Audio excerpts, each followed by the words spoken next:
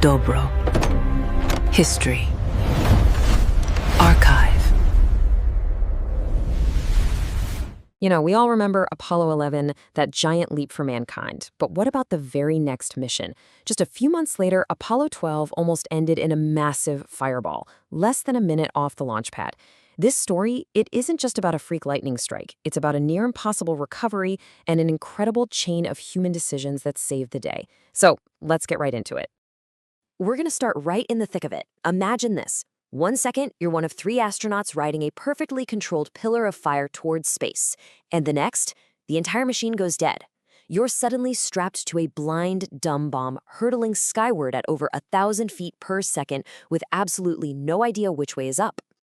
52 seconds. That is how long it took for everything to go wrong inside the Apollo 12 command module.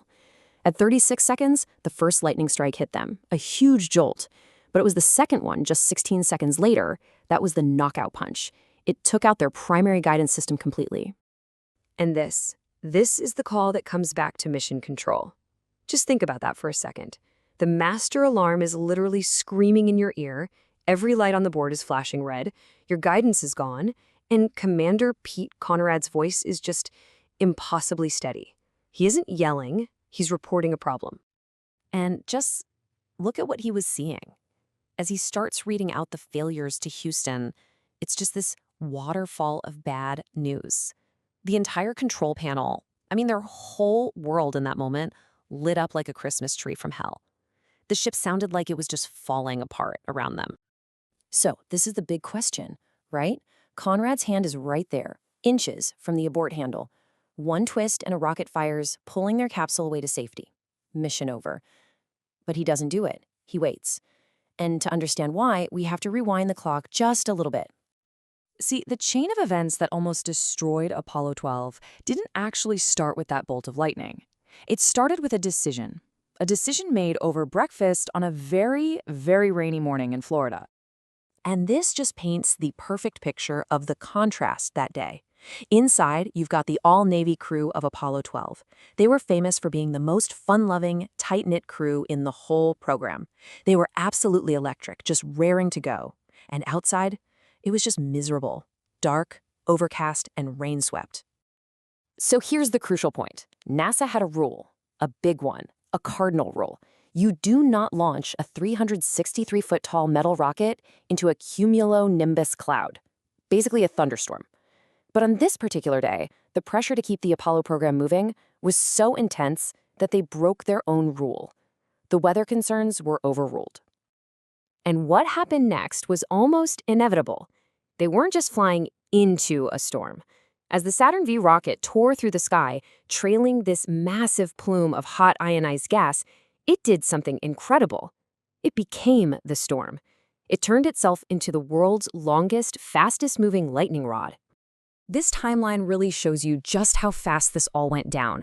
It is just insane. From that first lightning strike to the final fix that saved the entire mission, the whole life-or-death crisis was over in less than 3 minutes.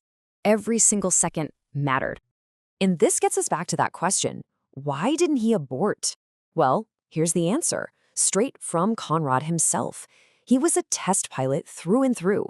His biggest fear wasn't blowing up. His biggest fear was failing. He was terrified of ending up helpless in orbit with a dead ship, and he could feel it in his gut. The rocket was still flying straight. This wasn't a structural failure. It was an electrical problem, a problem they just had to solve.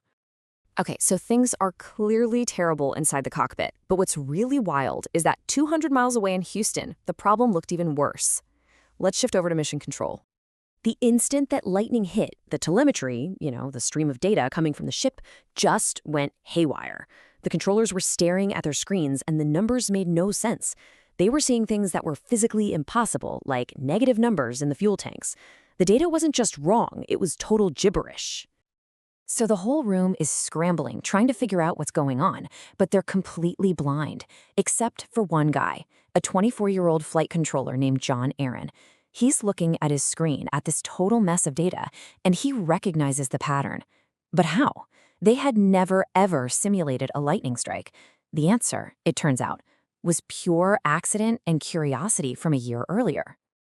And this brings us to the absolute climax of the story. With the abort clock ticking away, John Aaron leans into his microphone and makes maybe the single most obscure, most brilliant call in the history of spaceflight. Flight ECOM. Try SCE to aux. You could have heard a pin drop in that room. The flight director had no idea what he was talking about.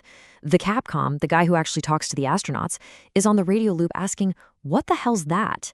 This command wasn't on any emergency checklist. It was buried deep in the system's manual. So what is SCE? Well, think of it like the spacecraft's translator. It takes all the raw data from all the different sensors and converts it into a language the computers on the ground can understand.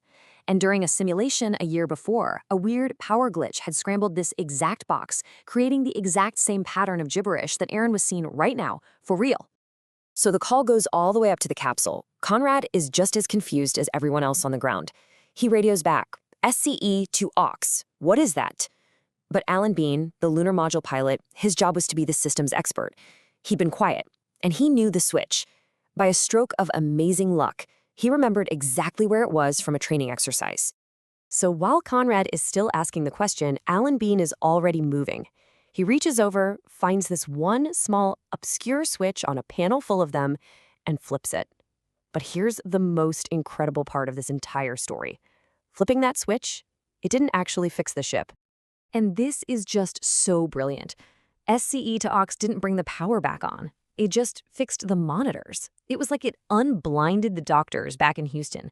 With clean, readable data finally streaming in, they could immediately see the real problem. The fuel cells had just been knocked offline. That was it. So they calmly radioed up the procedure to reconnect them, and just like that, the ship came back to life. So you see, it wasn't just one hero.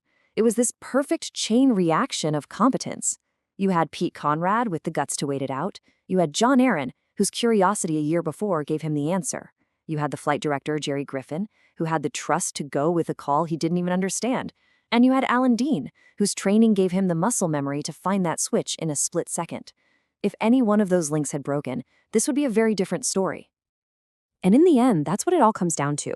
What saved Apollo 12 wasn't some procedure written down in a book. There was no checklist for this. It was a culture that encouraged curiosity, that drilled training into you, and at the most critical moment possible, a culture that was built on absolute trust. It was a human solution, all the way to the moon.